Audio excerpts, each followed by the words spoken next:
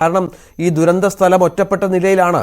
അങ്ങോട്ടേക്ക് രക്ഷാപ്രവർത്തകർക്ക് എത്തുന്നില്ല. ഒരു പാലം ഏതാണ്ട് പൂർണ്ണമായും തകർന്ന് തരിപ്പണമായി. തുടർന്ന് തൊട്ടിപ്പുറത്താണ് രക്ഷാപ്രവർത്തകർ ഉള്ളത് എന്നാണ് മനസ്സിലാക്കുന്നത്. അങ്ങോട്ടേക്ക് എത്താനുള്ള ഒരു ശ്രമവും വിജയിക്കുന്നില്ല എന്നത് പ്രധാനപ്പെട്ട ഒന്നാണ് എന്നുള്ളതാണ് ഏറ്റവും നിർണായകം. ഏതായാലും 3 തവണ ഉരുൾപൊട്ടലുണ്ടായി. ഇന്നലെ രാത്രി 1 മണി മുതൽ തന്നെ ഈ വലിയ ഉരുൾപൊട്ടൽ സംഭവിക്കുന്നു. വലിയ ശബ്ദത്തോടെ ഒരു പ്രദേശം മുഴുവൻ ഒലിച്ചുപോയി. ടി സിദ്ദിഖ് MLA അടക്കമുള്ളവർ ഈ സംഭവ സ്ഥലത്തുണ്ട്.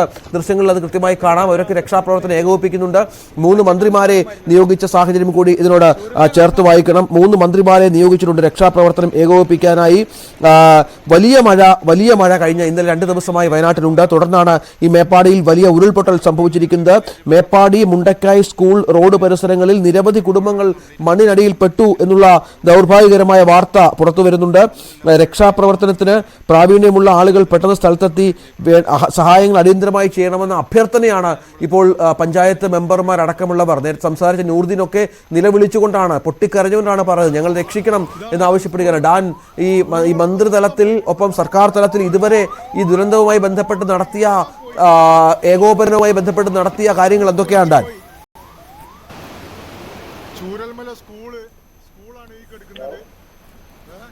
ഡാൻ കേൾക്കാമോ? എന്താണ് മന്ത്രി രാജനോട് സംസാരിക്കാൻ ഡാന് സാധിച്ചു എന്ന് മനസ്സിലാകുന്നു. എന്തൊക്കെ സംവിധാനങ്ങൾ ഏർപ്പെടുത്താൻ പറ്റും? എന്താണ് അവർക്ക് ലഭിച്ചിരിക്കുന്ന വിവരം?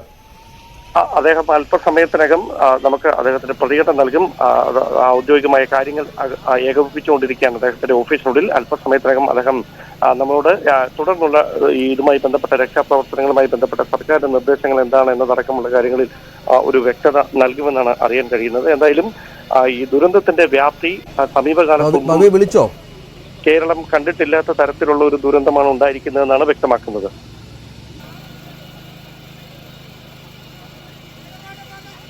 അതെ, അതാണ് ഏറ്റവും പുതിയ സാഹചര്യം. അതാണ് വലിയ അപകടമാണ്, വലിയ ദുരന്തമാണ് സംഭവിച്ചിരിക്കുന്നത് എന്നുള്ളതാണ് ഏറ്റവും പ്രധാനപ്പെട്ട കാര്യം. വായുസേനയുടെ 2 ഹെലികോപ്റ്ററുകൾ സുളൂറിൽ നിന്നും 7:30 തിരിക്കും എന്നുള്ള വിവരവും ഈ ഘട്ടത്തിൽ പുറത്തു വരുന്നുണ്ട്. ഈ ഹെലികോപ്റ്റർ മാർഗം വഴി മാത്രമാണ് ഇവരെ രക്ഷിക്കാൻ, അവിടെ കുടുങ്ങിക്കിടക്കുന്നവരെ രക്ഷിക്കാൻ സാധിക്കുക എന്നുള്ളതാണ്. കാരണം പൂർണ്ണമായും ഒറ്റപ്പെട്ട അവസ്ഥയാണ്. പൂർണ്ണമായും ഒറ്റപ്പെട്ട് രക്ഷാപ്രവർത്തകർക്ക് അങ്ങോട്ടേക്ക്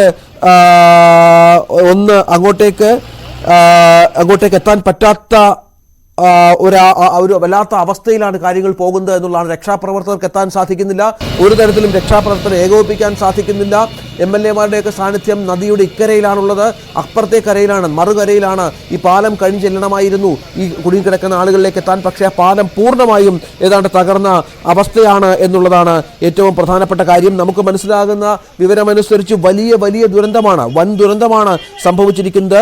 രക്ഷാപ്രവർത്തനം ഏകോപിപ്പിക്കാനുള്ള ശ്രമങ്ങൾ നടക്കുന്നുണ്ട് എന്നാണ്. പക്ഷെ അപ്പോഴും വയനാടിനെ നടുക്കിയിരിക്കുകയാണ്, കേരളത്തെ നടുക്കിയിരിക്കുകയാണ് ഈ വൻ ദുരന്തം എന്നുള്ളതാണ്. ഗതിമാറി ഒഴുകുന്ന പുഴയുടെ ദൃശ്യങ്ങൾ വയനാട്ടിൽ കാണാം. മുണ്ടക്കൈ, ചൂരൽമല എന്നിവിടങ്ങളിൽ വൻ നാശനഷ്ടം സംഭവിച്ചിരിക്കുന്നു. 7 എന്നുള്ളത് ഇപ്പോൾ 8 മരണം എന്ന ഔദ്യോഗികമായ സ്ഥിരീകരണം വന്നിട്ടുണ്ട്. 8 മരണം സംഭവിച്ചിരിക്കുന്നു. മരണസംഖ്യ ഇനിയും ഉയരാനുള്ള എല്ലാ സാധ്യതകളുമുണ്ട്. കുഞ്ഞുങ്ങളടക്കം